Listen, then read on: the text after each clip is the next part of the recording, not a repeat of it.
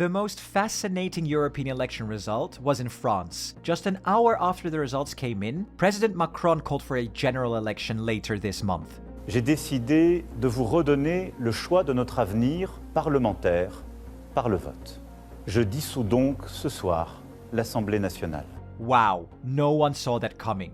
But wait, let's backtrack a bit to understand what's going on. France is the second largest country in Europe and sends 81 politicians to the European Parliament. The only country to send more is Germany, who sends 96. But let's dive into the results. Le Pen's and Bardella's National Rally crushed the competition, winning 30 seats, 7 more than last time. Far behind Le Pen is the Need for Europe coalition, which includes Macron's Centre Renaissance Party and his allies, winning just 13 seats. That's around 10 seats fewer than last time, and less than half of what Le Pen secured, which is quite extraordinary really. In third place we have the Socialist and Democratic Coalition, Wake Up Europe, which includes the Socialist Party. They gained 13 seats, up by 7 from last time. La France Insoumise, representing the left, got 9 seats, a 3-seat gain. The centre-right Republicans managed to get 6 seats, a decrease of 2 seats from last time. The Proud France coalition, which includes Reconquest and other parties, earned 5 seats.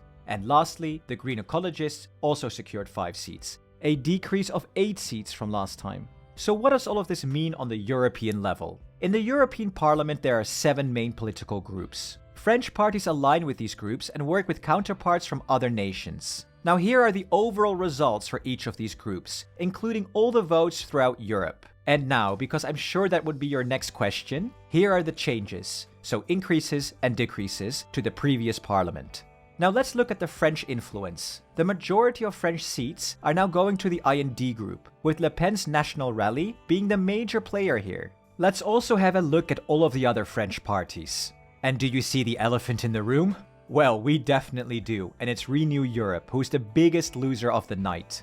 Macron, a significant voice within Renew Europe, lost loads of seats, leading to a major setback. His party is one of the major reasons why Renew Europe performed so poorly this election. And this loss was so severe that Macron called for a general election right after the results were in.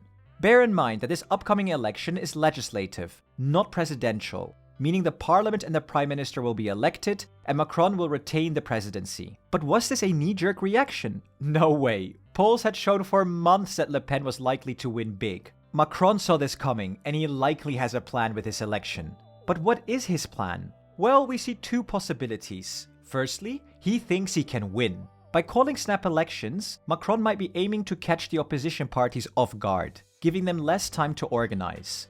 He could also be betting on a better turnout in a national election to benefit him, although polls would suggest otherwise. Snap elections could also compel a coalition to block the rise of the far right. For instance, the Republicans had previously refused to join forces with Macron, but this tactic might pressure them into reconsidering.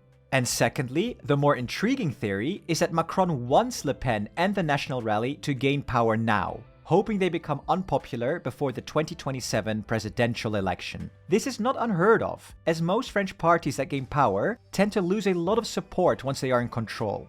Additionally, as president, Macron will retain control over foreign policy and defense, which are presidential tasks. While Macron cannot run again in 2027, he might want to ensure his political party's survival on both the national and EU levels. But what do you think? Any other opinions on why Macron called the election? Let us know in the comments, and if you enjoy this content, please like the video and subscribe. And thank you for our amazing patrons who really keep this channel going. You guys are amazing. Until next time.